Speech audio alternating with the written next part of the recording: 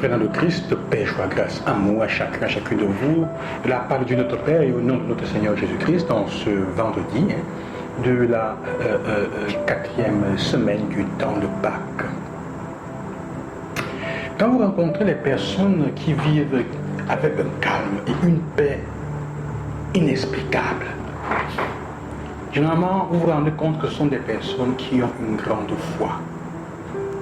Ce sont des personnes qui sont capables de se confier, de se fier du Seigneur. Alors elles vivent et elles traversent les événements du monde avec une grande sérénité et une grande paix intérieure.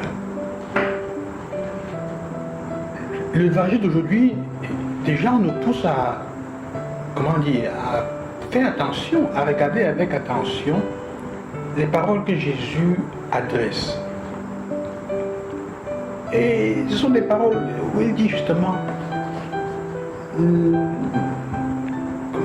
que votre cœur, ne se préoccupe pas, que votre cœur ne soit pas bouleversé. Vous croyez en Dieu, croyez aussi en moi. C'est la seule condition pour que nous visions les choses avec sérénité. Que nous croyons en Jésus. Que nous croyons qu'il est celui qui est capable de nous donner la place juste et exacte pour nous. Je vais vous préparer une place. Là où je suis, vous y serez aussi. Ce n'est pas évident, hein, frères et frères, c'est vrai. Parce qu'au milieu des vicissitudes et des problèmes, des difficultés de la vie, le problème que nous faisons souvent, c'est de penser que tout est entre nos mains. Et qu'il n'y a que nous qui puissions nous procurer à nous-mêmes ce de quoi nous avons besoin et la place, entre guillemets, qui est juste pour nous. Nous savons même parfois qu'il n'y a que le Seigneur pour nous donner ce de quoi nous avons besoin. Mais ce n'est pas facile de laisser entre ses mains le choix de déterminer, de définir. Et il dit que votre cœur ne soit pas bouleversé. Nous devenons anxieux, problématiquement anxieux. Et nous perdons la paix parce que nous n'avons pas assez de foi en Dieu. C'est vrai, ça arrive. Et encore moins assez de foi en Jésus. Et aujourd'hui, il dit, ayez foi. Ayez foi en moi. Personne ne peut pas aller au Père sans passer par moi. Si je ne lui donne pas. Alors, le problème dans notre vie, c'est que parfois nous nous comportons, nous jouons à être des dieux dans notre vie, comme je disais il y a quelques semaines. Nous jouons à être des vies, des dieux. C'est l'ironie de la vie, c'est l'ironie du sort. Et quand nous jouons à être des dieux dans notre vie, cela nous enlève la paix. Nous perdons la paix. Et on joue à être Dieu quand on se convainc qu'il faut se sauver soi-même, qu'on peut se sauver soi-même. On doit se donner tout soi-même. Évidemment, ça ouvre des portes souvent à des voies non orthodoxes qu'on n'imaginait pas, à des raccourcis et des voies pas derrière qu'il faut prendre. Mettre les mains là où il ne faut pas, entrer dans des réunions et se mettre en accord avec des personnes qu'il ne faut pas. On doit te donner le pouvoir. Une expression que j'entends souvent et qui me fait particulièrement un peu, je ne dis pas peur, mais je demande de faire attention. Quand les gens vous rencontrent, ils vous disent, oh, tu as une étoile fantastique, ton étoile brille beaucoup, tu es une personne, tu ne connais pas spirituellement, tu es fort, tu as le pouvoir, tu ne sais pas de quoi tu es capable, méfiez-vous.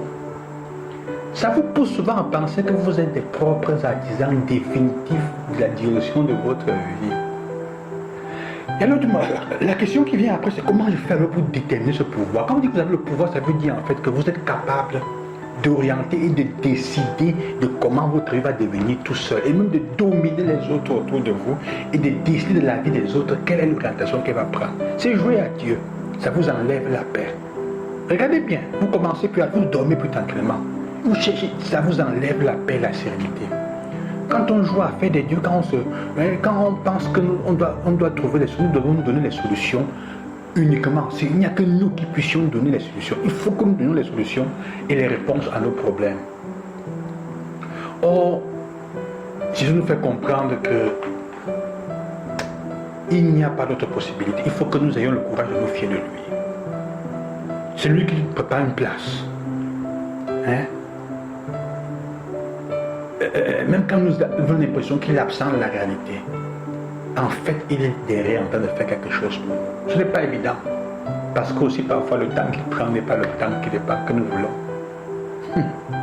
Parfois, le temps qu'il prend pour faire cela semble être trop long pour nous. Et il finit en disant dans l'évangile, je suis la vérité, je suis le chemin, la vérité et la vie. À Philippe, il demande que Seigneur, montre-nous le chemin. Il dit, je suis avec toi depuis longtemps, Philippe, tu ne connais pas encore, tu ne connais pas le Père. Je suis le chemin, la vérité et la vie. Qui me voit a vu le Père. Nous devons demander, Seigneur, ces frères, la grâce au Seigneur, de faire confiance au fait qu'il soit le chemin. Et si le chemin, ça veut dire que nous devons nous mettre sur la route, ça veut dire que nous devons marcher sur ses pas.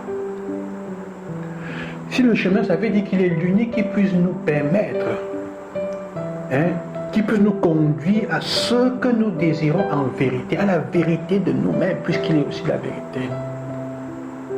Et de cette façon, il est celui qui peut nous permettre de trouver quel est le cours de la vie, d'apprécier la vie dans sa bonté, dans sa beauté, dans sa simplicité. Si vous perdez la paix, et si vous avez perdu la paix en ce temps, ça veut dire que la foi a diminué. Ça veut dire que la foi est en train de se perdre.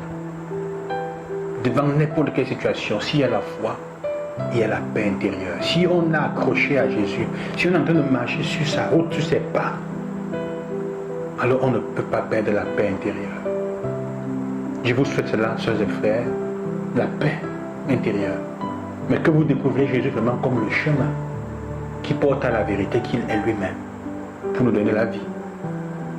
À demain, je vous bénis au nom du ressuscité. Loué soit Jésus-Christ.